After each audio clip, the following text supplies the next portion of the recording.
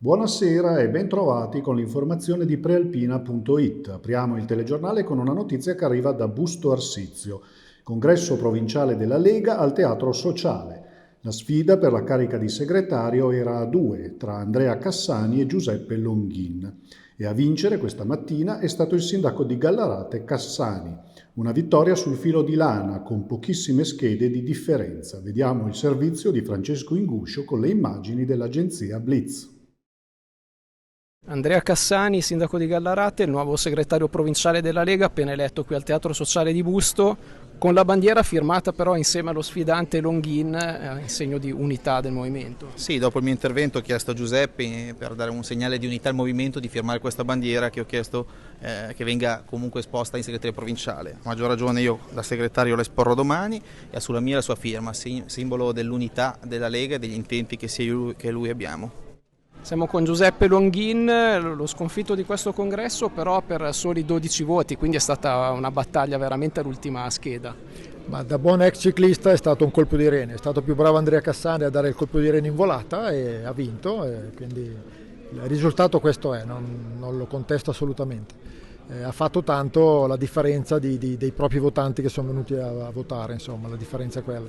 Mi preoccupano un po' i 200 che non sono venuti e ancora di più i 16 che sono venuti per contestare con un voto nullo o con le classiche contestazioni scritte per annullare la scheda, insomma. Quindi dobbiamo recuperare partendo proprio da quei 16 che contestano e dai 200 che non sono riusciti a venire a votare.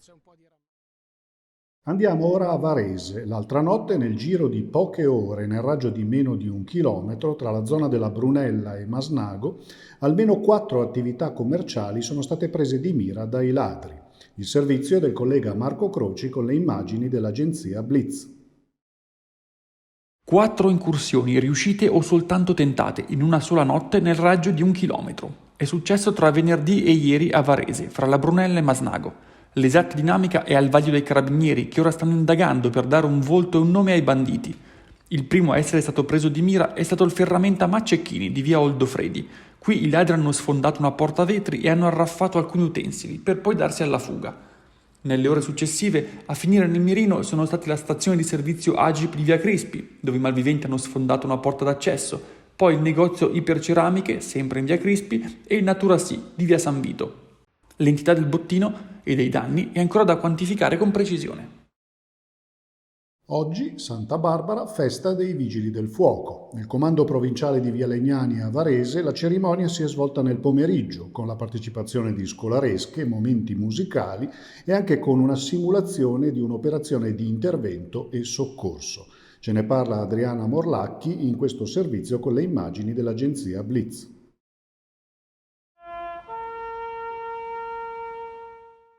Grande successo per la festa di Santa Barbara, protettrice dei Vigili del Fuoco, organizzata alla caserma di Via Legnani. I partecipanti, tra familiari, studenti e curiosi, sono stati più di 500, nonostante la pioggia battente. Persone che si sono riunite nella caserma di Varese per dire grazie ai Vigili del Fuoco per il loro lavoro a fianco al cittadino. Affetto che è stato ripagato con la possibilità di assistere ad alcune manovre spettacolari, come il recupero di una persona in difficoltà nel castello utilizzato per le esercitazioni. La festa è stata accompagnata dalle bande musicali di Capolago e di Brennuseria. Durante la festa sono stati ricordati con commozione i 4 vigili di Varese morti negli ultimi 2 anni, il direttore speciale geometra Gennaro De Filippis, il capo reparto Gabriele Colella, il capo squadra Roberto Di Saverio, il vigile permanente Alessio Teoldi. Restiamo a Varese. Dopo anni di auto articolati, al lungo elenco di mezzi finiti nella trappola di Viale Tamagno mancava un pullman. La lacuna è stata colmata oggi, quando a entrare nella stretta strada che termina con 2 curve a gomito, dove spesso si incastrano mezzi pesanti, è stato infatti un autobus da turismo proveniente dalla provincia di Savona, con passeggeri a bordo. Il mezzo, probabilmente tradito dalle indicazioni del navigatore satellitare, come accade sempre in questi casi, ha imboccato Viale Tamagno, appunto. Qui, dopo poche decine di metri, il conducente si è accorto che la strada diventava troppo stretta per sostenere le dimensioni del bus e così ha percorso in retromarcia il tratto rettilineo fino a tornare su Viale Borri. Per fortuna in quel momento Viale Tamagno era completamente libero e così non ci sono stati problemi durante le manovre. Questa mattina a Legnano per 2 ore 252 condomini con 6.900 famiglie sono rimasti al freddo. È mancata infatti la corrente e il teleriscaldamento è andato in blocco. L'allarme è scattato alle 8:40 e la squadra di pronto intervento del servizio teleriscaldamento di AMGA si è precipitata in centrale per capire la causa del problema. Dopo gli accertamenti è stato appurato che il blocco non dipendeva da un guasto imputabile all'impianto di via per Busto Arsizio, ma da un blackout di erogazione della corrente elettrica su una parte della rete cittadina. La problematica si è risolta verso le 10 e i tecnici di AMGA, rimasti sul posto, hanno provveduto immediatamente a far ripartire l'impianto. Andiamo ora a Monvalle, dove la Coldiretti ha celebrato la giornata del ringraziamento. Davanti alla chiesa parrocchiale sono stati benedetti i mezzi agricoli. Vediamo il servizio della redazione. I trattori radunati sul sagrato per ricevere la benedizione, ringraziare del raccolto dell'anno e guardare al futuro. Una tradizione che si rinnova, la giornata del ringraziamento della Coldiretti provinciale, andata in scena oggi, domenica 4 dicembre, a Monvalle. I mezzi sono stati benedetti dal vicario generale dell'Arcidiocesi di Milano, Monsignor Franco Agnesi. All'offertorio sono stati portati in dono i prodotti agricoli del territorio e alla funzione hanno partecipato varie autorità, tra cui il prefetto di Varese Salvatore Rosario Pasquariello, il sindaco di Monvalle Franco Regioni, il presidente e il direttore di Coldiretti Varese Fernando Fiori e Rodolfo Mazzucotelli. Commozione al momento della benedizione della targa intitolata allo storico consigliere ecclesiastico di Coldiretti Varese, Don Roberto Besozzi. Per tutta la giornata, tra l'altro, è proseguita la raccolta firme per dire no al cibo sintetico, storica battaglia dell'Associazione Agricola.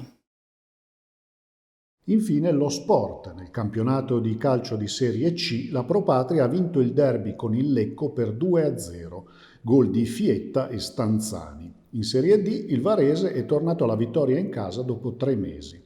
Sconfitta la Caronnese per 2-1, con gol nei minuti di recupero di Pastore al 92esimo e Mecca al 94esimo. Sentiamo le parole di Giovanni Fietta, centrocampista della Pro Patria, con le immagini di Domenico Ghiotto dell'agenzia Blitz.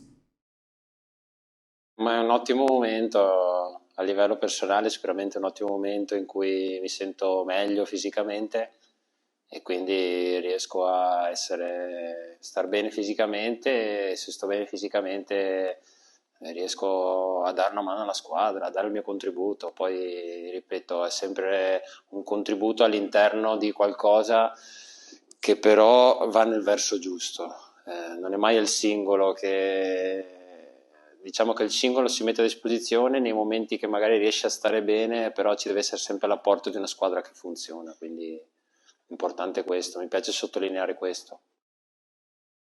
Questa era l'ultima notizia, l'informazione di prealpina.it torna domani alle 19. Buona serata.